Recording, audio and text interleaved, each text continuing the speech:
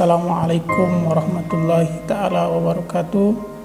Innal hamdalillah nahmaduhu wa nasta'inuhu wa nastaghfiruhu wa na'udzu billahi min sururi anfusina wa min sayyiati a'malina. May yahdihillahu fala mudhillalah wa may yudlilhu fala hadiyalah. Qala Allah ta'ala fil Qur'anil azim, a'udzu billahi minasyaitonir rajim. Bismillahirrahmanirrahim. Fasholli lirabbika wanhar. Al-ayah. Fa in asdaqal hadis kitabullah wa khairul hadi hadina nabiyullah Muhammad sallallahu alaihi wasallam wa syarrul umuri muhdatsatuha wa kullu muhdatsatin bid'ah wa kullu bid'atin dhalalah wa kullu dhalalatin finnar. Ibu dan bapak yang dirahmati oleh Allah Subhanahu wa taala, pertama-tama tiada kata yang pantas kita ucapkan melainkan kata puja-puji serta syukur kita pada Allah Subhanahu wa taala atas limpahan karunia nikmatnya yang Allah senantiasa berikan kepada kita. Nikmat yang paling besar yang harus kita syukuri adalah Allah masih memberikan kita nikmat iman, nikmat Islam, dan nikmat sehat.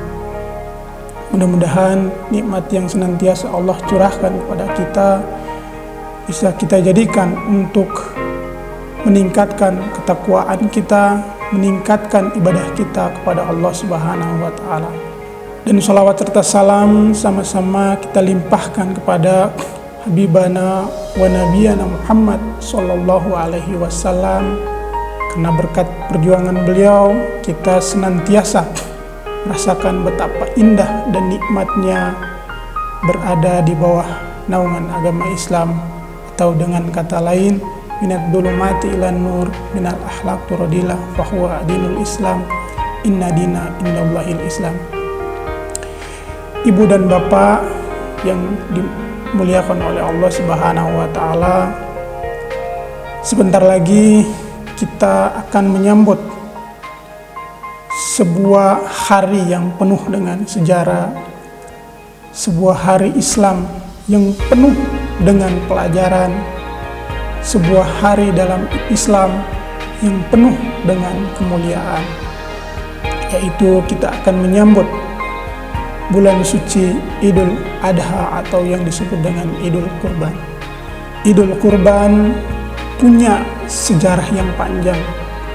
Idul Kurban memberikan pelajaran kepada kita bahwa arti dari sebuah pengorbanan kepada Allah Subhanahu wa taala harus dibuktikan dengan kesungguhan dan keyakinan hati yang baik. Sebagai seorang mukmin atau sebagai seorang muslim yang baik, hendaknya kita mengambil hikmah atau ibrah yang terjadi di masa lampau, sehingga semua itu bisa menjadi sebuah pelajaran yang berharga untuk kita maupun keluarga kita dalam mengarungi membentuk keluarga yang memang diridhoi oleh Allah Subhanahu wa taala. Alhamdulillah, kita tahun ini memasuki Idul Kurban pada tahun 1442 Hijriah, dengan berbagai macam keterbatasan, dengan berbagai macam musibah yang sedang kita hadapi. Mudah-mudahan tidak mengurangi niat baik kita, mudah-mudahan tidak mengurangi rasa semangat kita dalam menyambut Idul Kurban. Sejarah ini terjadi di mana pada zaman Nabi Ibrahim alaihissalam. Nabi Ibrahim alaihissalam adalah hamba Allah yang diutus oleh Allah Subhanahu wa taala dalam menegakkan risalah. Sebelumnya bisa mengingat kembali kisah Nabi Ibrahim dan Ismail yang menjadi salah satu ujian mulia dari Allah Subhanahu wa taala. Sebagaimana dikisahkan dahulu, Nabi Ibrahim tengah mengidam-idamkan kelahiran seorang anak yang soleh dan taat kepada Allah Subhanahu wa taala. Namun sayangnya hingga bertahun-tahun lamanya Nabi Ibrahim beserta istri belum juga dikaruniai berkah anak dari Allah Subhanahu wa taala. Ternyata istri dari Nabi Ibrahim menderita kemandulan. Dengan ikhlas, istri Nabi Ibrahim memilihkan sosok perempuan yang bisa menjadi istri kedua Nabi Ibrahim alaihissalam untuk memberi mereka seorang anak. Dan tidak lama Nabi Ibrahim pun menikah dengan seorang perempuan yang bernama Siti Hajar. Setelah pernikahan itu, Nabi Ibrahim pun terus berdoa kepada Allah untuk diberikan anak yang soleh dan taat kepada Allah Subhanahu wa taala. Dan pada akhirnya Allah pun mengabulkan doa yang terus-menerus dipanjatkan Nabi Ibrahim alaihissalam dengan kelahiran seorang anak yang cerdas, yang pintar, yang soleh, sehingga dinamakan dengan Ismail. Nabi Ibrahim alaihissalam sangat menyayangi Ismail dan bersama-sama dengan istri mendidik Ismail menjadi anak yang baik, anak yang cerdas dan taat kepada Allah Subhanahu wa taala. Dan setelah Ismail tumbuh dan beranjak dewasa, Nabi Ibrahim mendapatkan mimpi dan merupakan petunjuk dari Allah Subhanahu wa taala. Dalam mimpi tersebut, Nabi Ibrahim diperintahkan untuk menyembelih anak kesayangannya, yaitu Nabi Ismail alaihissalam, dan Nabi Ibrahim pun menyampaikan mimpi tersebut kepada sang anak. Namun ternyata dengan ikhlas, Nabi Ismail alaihissalam dengan mantapnya meminta sang ayah untuk mematuhi dan melaksanakan perintah Allah Subhanahu wa taala. Kemudian keesokan harinya Nabi Ibrahim dan Nabi Ismail berjalan menuju tempat yang kosong. Lalu Ismail dibaringkan tubuhnya dengan posisi pelipis di atas tanah, dan Nabi Ibrahim siap menyembelih. Namun tidak lama turun keajaiban dari Allah, seekor kambing yang menjadi pengganti Ismail untuk disembelih. Sebenarnya di dalam perjalanan Nabi Ibrahim dan Nabi Ismail dihasut oleh syaitan untuk tidak mentaati mimpi yang memang didapatkan oleh Nabi Ibrahim alaihissalam. Namun karena ketaatan yang begitu baik di dalam diri Nabi Ibrahim dan Nabi Ismail, akhirnya mereka melaksanakan apa yang Allah Subhanahu wa taala memang perintahkan melalui mimpi yang diterima oleh Nabi Ibrahim alaihissalam. Dan ini kisah yang menjadi cikal bakal atau yang menjadi awal mula kenapa kita sering memperingati Idul Kurban atau Idul Adha.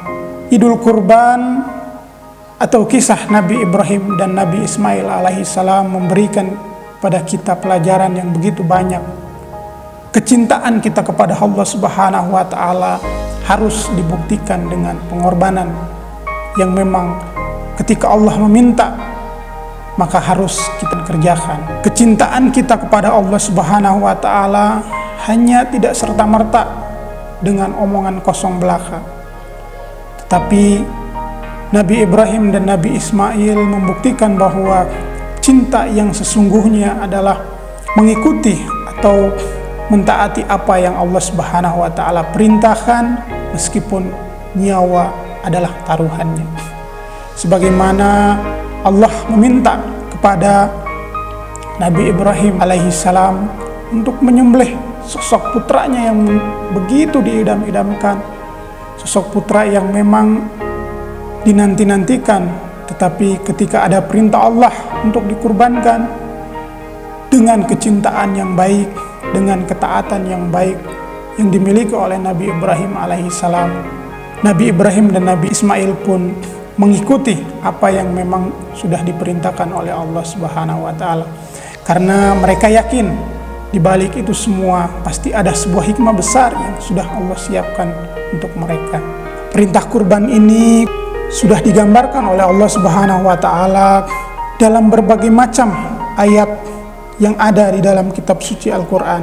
Sebagaimana Allah mengatakan bahwa, dan kami panggil dia, hai Ibrahim, sesungguhnya kamu telah membenarkan mimpi itu.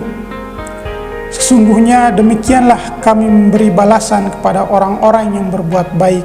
Sesungguhnya ini benar-benar suatu ujian yang nyata, dan kami tebus anak itu dengan seekor sembelihan yang besar. Dalam Quran surat Al-Kautsar, Allah Subhanahu wa taala juga berfirman, "Fasholli li rabbika wanhar," yang artinya, maka dirikanlah salat karena Tuhanmu dan berkorbanlah pada Allah Subhanahu wa taala. Ibu dan bapak yang dimuliakan oleh Allah Subhanahu wa taala, ada hikmah yang harus kita teladani dari kisah Nabi Ibrahim dan Nabi Ismail berkaitan dengan sebuah pengorbanan. Yang pertama adalah mematuhi perintah Allah Subhanahu wa taala. Dari kisah Nabi Ibrahim dan Nabi Ismail mengandung hikmah berkurban yang patut untuk diteladani. Hikmah berkurban yang pertama tidak lain adalah seruan untuk selalu patuh dan melaksanakan perintah Allah Subhanahu wa taala. Selain itu, Allah juga mengingat seluruh umat manusia bahwa segala hal yang diberikan olehnya adalah sebuah titipan. Meskipun hal ini sangat berharga, namun sesungguhnya tujuan akhir hanyalah rasa cinta dan ketaatan kepada Allah Subhanahu wa taala. Dari kisah Nabi Ibrahim diketahui bahwa mereka telah berhasil dari cobaan berat yang sangat menguji keimanan dan ketaatan kepada Allah Subhanahu wa taala, di mana Nabi Ibrahim dan anaknya Nabi Ismail alaihissalam ikhlas mematuhi dan menjalankan perintah Allah Subhanahu wa taala. Meskipun itu tidak diinginkan, ternyata dengan ketulusan hati Allah selalu mempunyai rencana baik bagi setiap hambanya yang taat kepadanya. Ibu dan bapak yang dimuliakan oleh Allah Subhanahu wa taala, hikmah yang kedua adalah kemuliaan manusia. Hikmah berkurban dari kisah Nabi Ibrahim selanjutnya berkaitan dengan kemuliaan manusia. Dalam hal ini, seluruh umat muslim dianjurkan untuk menghargai dan meremehkan pengorbanan nyawa dan darah manusia, di mana pada tradisi masyarakat zaman dulu, pengorbanan nyawa seorang manusia sering dilakukan. Hal inilah yang harus dihindari karena merupakan suatu tindakan yang haram dilakukan dalam ajaran Islam. Selain itu, Allah juga menunjukkan kepada setiap hambanya untuk saling mengasihi satu dengan yang lain, sebab Allah menciptakan semua makhluk hidup dalam kemuliaan. Karena itu, membunuh dan menyakiti suatu manusia sama saja membunuh dan menyakiti manusia secara keseluruhan. Untuk itu, setiap manusia harus saling menghormati hak satu sama lain dan hidup berdampingan dengan rukun. Ibu dan bapak yang dimuliakan oleh Allah Subhanahu wa taala, hikmah yang ketiga adalah hakikat sebuah pengorbanan. Hikmah berkurban dari kisah Nabi Ibrahim dan Ismail yang terakhir, yaitu tentang hakikat pengorbanan. Seperti diketahui, ibadah kurban merupakan salah satu sikap menyedekahkan sebagian harta untuk dibagi kepada sesama manusia atau sesama hamba Allah. Daging kurban yang disembelih hanya sebagai simbol dari makna pengorbanan dalam arti luas, di mana setiap umat muslim sebaiknya dapat menyisihkan sebagian harta, benda, tenaga, pikiran, waktu, dan lain sebagainya untuk saling menolong dan membantu sesama.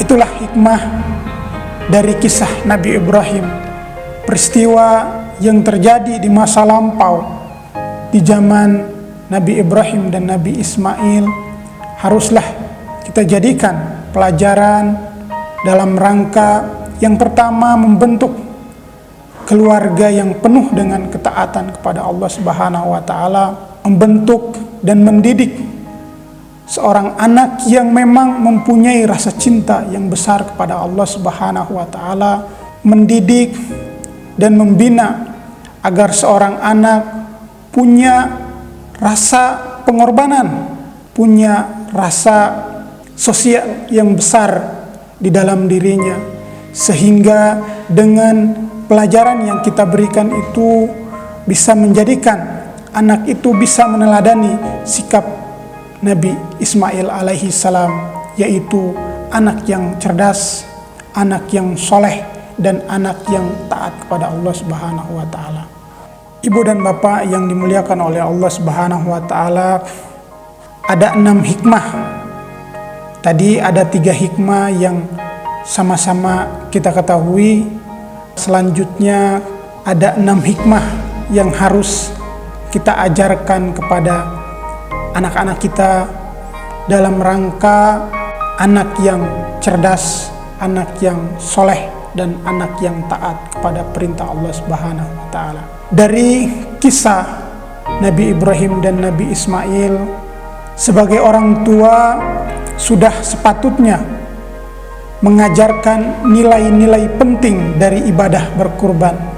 Tidak hanya memberitahunya tentang kegiatan memotong hewan ternak yang terjadi di Idul Kurban, namun makna sebenarnya dari kurban adalah pengajaran tentang bertakwa kepada Allah sejak dini akan membuatnya menjadi pribadi yang soleh dan solehah di kelak hari nanti.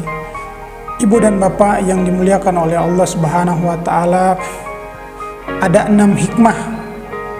Tadi ada 3 hikmah yang sama-sama kita ketahui, maka selanjutnya ada 6 hikmah yang harus kita ajarkan kepada anak-anak kita dalam rangka membentuk anak yang cerdas, anak yang soleh, dan anak yang taat kepada perintah Allah Subhanahu wa taala. Dari kisah Nabi Ibrahim dan Nabi Ismail, sebagai orang tua sudah sepatutnya mengajarkan nilai-nilai penting dari ibadah berkurban. Tidak hanya memberitahunya tentang kegiatan memotong hewan ternak, namun makna sebenarnya dari kurban adalah pengajaran tentang bertakwa kepada Allah sejak dini akan membuatnya menjadi pribadi yang soleh dan solehah di kelak hari nanti. Yang pertama, hikmah tentang kisah Nabi Ibrahim dan Nabi Ismail yang harus kita ajarkan kepada anak kita adalah ceritakan tentang kisah Nabi Ibrahim dan Nabi Ismail alaihissalam. Ibu dan bapak, anak-anak mempunyai ingatan yang tajam, sehingga apa saja yang diajarkan selalu meresap dan masuk dalam otak mereka. Biasanya anak-anak juga mempunyai rasa ingin tahu yang menggebu. Misalnya menanyakan mengapa hewan yang bisa dikurbankan hanya sapi dan kambing. Inilah saatnya untuk menceritakan tentang kisah Nabi Ibrahim dan Nabi Ismail. Berilah penjelasan pada anak-anak kita bahwa terjadinya hari raya kurban diawali oleh Nabi Ismail dan Nabi Ibrahim. Anak-anak sungguh senang dengan cerita yang berkaitan dengan kebaikan. Jadi ibu dan bapak bisa menceritakan kisah Nabi Ibrahim dan Nabi Ismail agar anak lebih memahami ajaran agama dan kebaikan di dalam Islam, dan anak bisa mengetahui sejarah awal mula terjadinya Idul Kurban. Ibu dan bapak, yang kedua adalah ungkapan rasa syukur kepada Sang Pencipta. Jangan lupa untuk selalu mengajarkan anak mengungkapkan rasa syukur kepada Sang Pencipta. Katakan kepada mereka bahwa setiap apa yang di bumi ini milik Allah Subhanahu wa Ta'ala, dan darinya lah rizki dan kenikmatan itu datang. Sebab rizki dan nikmat itulah yang mendorong orang-orang mampu untuk berkurban. Dengan ajaran seperti itu sejak dini kepada anak, maka orang tua akan melihat anak tumbuh dengan pemahaman rasa syukur yang dalam. Hikmah yang ketiga yang harus kita tanamkan atau kita ajarkan kepada anak kita adalah memahami tujuan hidup. Filosofi berkurban adalah sebagai bukti kepasrahan dan keikhlasan untuk menjalankan perintah Allah Subhanahu wa Ta'ala. Momen berkurban dapat mengajarkan pada anak untuk percaya dan memahami tujuan hidup beribadah kepada Allah Subhanahu wa Ta'ala. Selain itu, mengajari tanggung jawab atas harta yang dimiliki merupakan harta orang lain yang sebenarnya dititipkan Sang Pencipta pada manusia. Hal penting ini bisa diajarkan pada anak agar anak-anak tidak sombong atas harta yang dimilikinya. Ibu dan bapak, hikmah yang keempat adalah segala sesuatu yang ingin dicapai butuh pengorbanan. Berkurban dapat memperkenalkan pada anak tentang arti penting sebuah pengorbanan untuk mencapai sesuatu. Dengan begitu, anak-anak menyadari tidak ada sesuatu yang bisa didapat dengan instan di dunia ini. Sehingga pada suatu titik, anak-anak perlu melakukan pengorbanan untuk mencapai tujuan yang ingin diraihnya. Hal ini penting untuk diajarkan kepada anak-anak kita agar kelak tidak menjadi anak yang manja. Sebagai orang tua, ibu dan bapak bisa mengajarkan pada anak-anak kita dalam kehidupan sehari-harinya. Ajak anak-anak kita untuk membeli hewan kurban. Jelaskan bahwa membeli hewan untuk dikurbankan pada Idul Adha, orang tua harus bersabar dan berusaha keras mengumpulkan uang yang cukup. Hikmah yang kelima adalah kepedulian sosial. Berkurban merupakan perwujudan kepedulian terhadap sosial, terhadap sesama. Nilai ini sangat penting untuk diajarkan pada anak-anak di tengah kemparan media sosial, di mana interaksi sosial di dunia nyata jarang terjadi, bahkan tidak ada sama sekali, sehingga mengakibatkan anak-anak tidak lagi peduli dengan manusia lainnya. Padahal kehidupan sosial sangat penting dalam kehidupan sehari-hari. Kurban bisa meluaskan pandangan anak-anak kita tentang lingkungan sekitar.